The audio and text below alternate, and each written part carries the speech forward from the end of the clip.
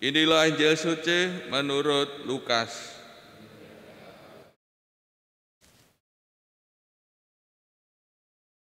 Dalam perjalanan ke Yerusalem, Yesus dan murid-muridnya tiba di sebuah kampung.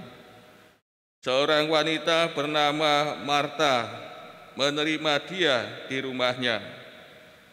Wanita itu mempunyai seorang saudara yang bernama Maria.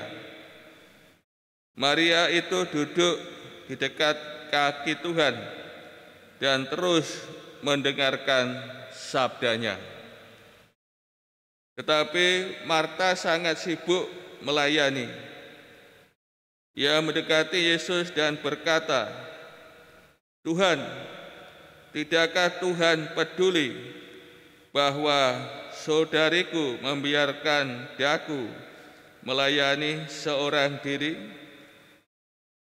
Suruhlah dia membantu aku." Tetapi Yesus menjawabnya, "Marta, Marta, engkau khawatir dan menyusahkan diri dengan banyak perkara, padahal hanya satu saja yang perlu. Maria telah memilih bagian yang terbaik, yang tidak akan diambil daripadanya." Demikianlah sabda Tuhan.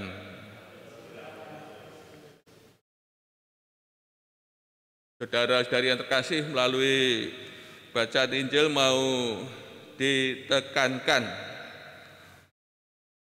apa yang penting dalam hidup seorang murid dalam perjumpaannya dengan Tuhan Yesus. Ini yang mau ditekankan, apa yang penting dalam hidup seorang murid dalam perjumpaannya dengan Tuhan.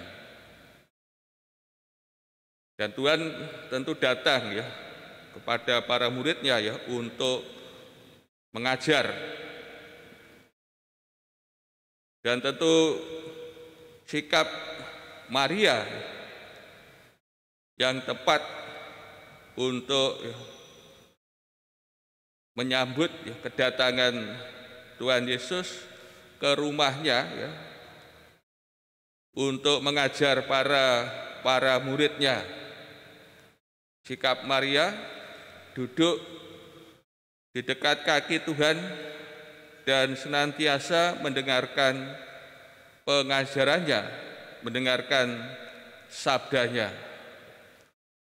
Maria memberikan telinganya kepada sabda Yesus, ajarannya.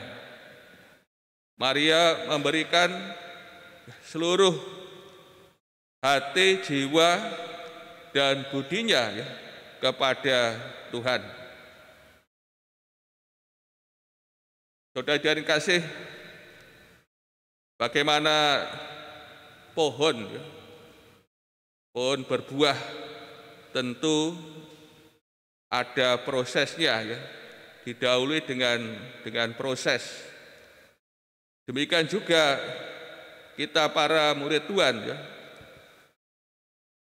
supaya berbuah ya, maka tentu juga ada proses yang mendahului dalam hidup kita, yaitu senantiasa mendengarkan sabda Tuhan kita Yesus Kristus, memelihara dalam hati kita, yaitu merenungkan, membatinkan ya, mengendapkan, menyimpan sabda Tuhan dalam hati kita. Kemudian sabda ini kita hayati, kita laksanakan dalam hidup sehari-hari. Dan akhirnya sabda yang ditanamkan Tuhan dalam hati kita ya, berbuah dalam hidup kita, dalam tindakan kita, dalam perkataan kita. Dan akhirnya kita pun juga diutus untuk mengabarkan menyebarluaskan sabda Tuhan ya, kemana saja melalui kesaksian hidup kita. Untuk itu, Pastor kasih, marilah kita menteladan sikap Maria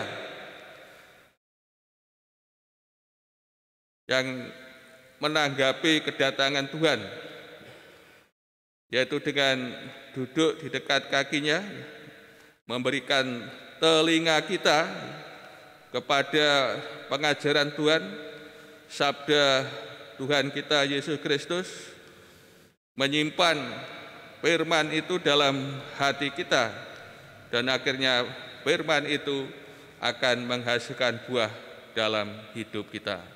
Mari kita senantiasa meneladan semangat Maria sebagai murid yang sejati dalam sikapnya terhadap gurunya.